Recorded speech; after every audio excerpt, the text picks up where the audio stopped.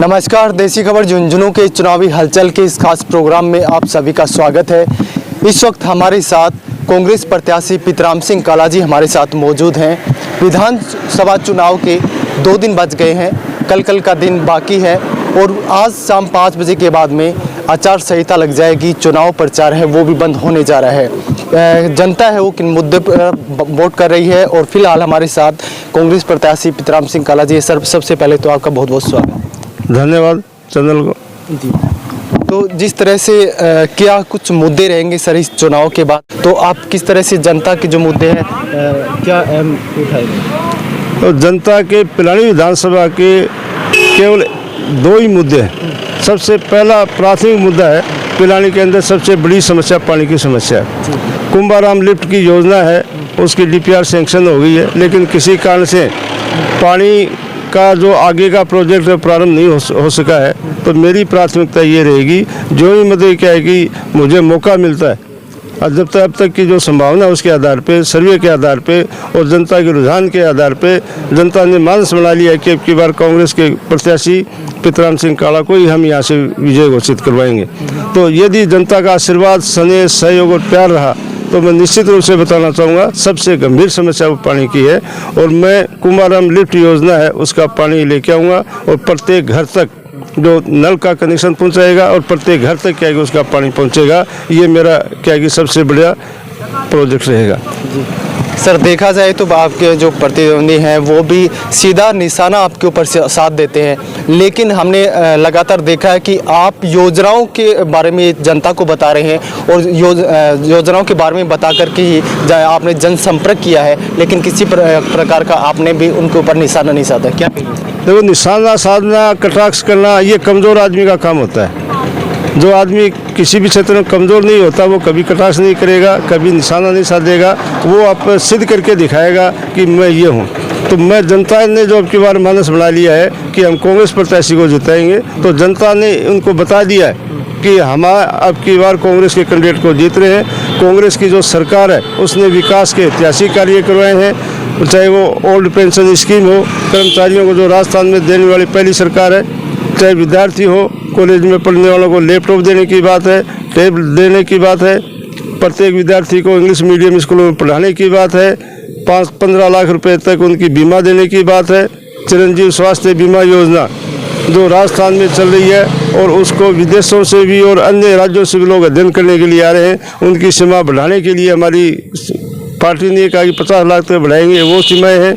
और 111 फ्लैगशिप योजनाएँ हैं, 7 क्या की गारंटी की योजना है। तो इतना सारी चीज़ होने के बाद में हमें अन्य चीज़ बताने की आवश्यकता नहीं। हम विकास के नाम पे मतलब क्या चुनाव जीत रहे हैं। हम जनता के बीच में जाके उनका जो दुख और दर्द है उसको समझकर उसकी समस्या दूर करने के आधार पे हम चुनाव जीत रहे हैं। विपक्ष के पास कोई मुद्दा ही नहीं है, तो इसलिए वहाँ ऐसा कोई बात है ही नहीं, उन पर कटाक्ष करने की जरूरत ही नहीं। सर, पिलानी शिक्षा की नगरी, देश विदेशों में भी शिक्षा के नगरी के नाम से जानी जाती है। आपका सीधा जुड़ाव शिक्षा के क्षेत्र से रहा है, तो आपके क्या प्रयास रहेंगे इस पिलानी के लिए स्पेशल? पिलानी के लिए मेरी प्राथमिकता रहेगी, पिलानी शिक्षा नगरी है, पूरे राजस्थान में, पूरे भारत में प्रसिद्ध है। यहाँ गवर्नमेंट की कॉलेज नहीं है, डिग्री कॉलेज नहीं है, PG कॉलेज नहीं है, तो मेरी प्राथमिकता रहेगी पिलानी के अंदर डिग्री कॉलेज खोले, PG कॉलेज खोले, ये मेरी प्राथमिकता रहेगी। तो जनता ये भी जानना चाहते हैं कि आपकी जो एजुकेशन है, कहाँ से आपने पढ़ाई की, उसके बारे में भी जानकारी जनता की। मैंने मेरी प्रारंभिक शिक्षा मेरे मूल गांव केरपुरा कला के अंदर प्राप्त की। उसके बाद में 9वीं, 10वीं और 11वीं कक्षाएँ हैं मैंने चिड़ाव के अंदर डलमिया स्कूल से मैंने अध्ययन किया। उसके बाद में कॉलेज की जो एजुकेशन है वो चिड़ाव कॉलेज है, वहाँ से मैंने कॉलेज का अध्ययन किया। इसके बाद में B.Ed 1986 में मैंने सरदार सेठ से किया। उसके बाद में मेरी सेकंड ग्रेड के अंदर नियुक्ति होगी, डायरेक्ट नियुक्ति होने के बाद में मैंने सेकंड ग्रेड के अंदर टीचर रहा और उसके बीच में जो समय मिला उसमें मैंने प्राइवेट के रूप में अजमेर यूनिवर्सिटी है वहाँ से अब मैं प्राइवेट इंग्लिश से किया। उसके बाद में मेरा हेडमास्टर में सिलेक्शन हो गया और 1993 में मैं हेडमास्टर बन गया। हेडमास्टर बनने के बाद में मेरा रिजल्ट हमेशा स्कूल में टॉप रहा। मैं क्या कि सम्मानित रहा, सेकंड ग्रेड टीचर के रूप में हमेशा रिजल्ट बेस्ट देने के रूप में सम्मानित रहा। प्रिंसिपल के रूप में रहा तो वहाँ भी मैं सम्मानित रहा। फिर ब्लॉक शिक्षा अधिकारी रहा, वो भी राजस्थान में प्रथम में रहा। इसके बाद में मैं BDO रहा तो बीडीओ के कार्यकाल के अंदर भी 3 संस्थाएं एक साथ राष्ट्रीय स्तर पर सम्मानित हुई थी, ग्राम पंचायत नारी, ग्राम पंचायत शोपरा और पंचायत समिति चिड़ावा। जो अब तक का एक रिकॉर्ड है कि एक साथ 3 संस्थाएं पंचायत राज की राष्ट्रीय स्तर तक अब तक सम्मानित नहीं है। उसके बाद में मैं जिला शिक्षा अधिकारी चूरू रहा, तो मुझे बेस्ट डीओ के रूप में सम्मानित किया गया स्टेट लेवल पे। और उसके बाद में मैं यहाँ झुंझुनू आ गया, तो झुंझुनू एनएस की जो परीक्षा होती है उसमें हम प्रथम रहे। और जो अन्य जो विभाग की योजनाएं उसमें भी स्टेट लेवल पे क्या कि झुंझुनू जिला ने प्राथमिकता से फर्स्ट स्थान पे रहा। फिर संयुक्त निदेशक रहा, तो वहाँ का जो कार्यालय है उसको मैंने बड़ा व्यवस्थित किया।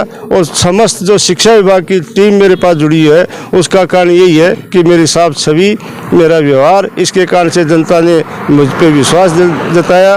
कांग्रेस की जो पार्टी है उसमें मुझे विश्वास जताया और एक नए व्यक्ति होते हुए भी मतलब विश्वास जताया। उसके विश्वास पे जनता ने मेरे को ये समर्थन दिया। और आज ये स्थिति है कि जनता के समर्थन, सहयोग और के कारण ही आज पिलानी जो विधानसभा वो कांग्रेस की सीट सबसे ज़्यादा मतों से जीतने की कगार पे जा रही है। सर, अक्सर हम ग्राउंड रिपोर्टिंग पर भी निकले हैं तो एक बात ज़्यादा निकल कर आ रही है कि जो भी विधायक बनते हैं उनका विधायक जी से सीधा संपर्क नहीं हो पाता है। जिस प्रकार से जनता के बीच में पहुंच करके उनकी आवाज़ को उठाए, उनके विकास कार्य के ऊपर ध्यान दे, तो इस बार आप चुनाव अगर निकालते हैं तो किस प्रकार से जनता से जुड़ाव रखेंगे और क्या कुछ जनता को आप कहना चाहेंगे? मैं ग्रामीण परिवेश में पढ़ा लिखा हूँ। ग्रामीण परिवेश में मैंने क्या की नौकरी की है। और एक शिक्षक होता है वो गांव के बीच में, ग्रामीणों के बीच में रहता है। और जो जितने भी सामाजिक संगठन है उनसे मैं जुड़ा हुआ हूँ। समाज सेवा से हमारा क्या है कि पहले का नाता है। सामाजिक जितनी संस्थाएं हैं उसमें हमेशा हमारा क्या है कि सहभागिता रहती है और समाज के बीच में रहते हैं। शिक्षक ही एक ऐसा वर्ग है जो हमेशा समाज के बीच में रहता है, समाज की समस्याओं को जानता है, उनकी क्या अपेक्षाएं उनको जानता है और उनकी अपेक्षाओं पे खरा भी उतरता है। जितने भी क्या है कि शिक्षाविद हुए हैं वो क्या है कि भारत ने राजस्थान के अंदर सबसे अच्छे राजनीतिज्ञ भी सिद्ध हुए हैं। तो मैं आपको बताना चाहता हूँ कि जनता ने जो अपेक्षा मेरे पे रखी है उस पर मैं खरा उतरूँगा, जनता के बीच में रहूँगा, उनके सुख दर्द है उसमें भागीदार बनूंगा और उनके कल्याण के लिए और उनके भलाई के लिए, अच्छाई के लिए जो भी कार्य होगा वो प्राथमिकता से मैं करूंगा। सर, कीमती समय देने के लिए बहुत बहुत धन्यवाद आपको। देखते रहिए इसी तरह से चुनावी हलचल के इस खास प्रोग्राम को। मिलते हैं अगली अपडेट के साथ में। जय झुंझुनू, जय जय राजस्थान।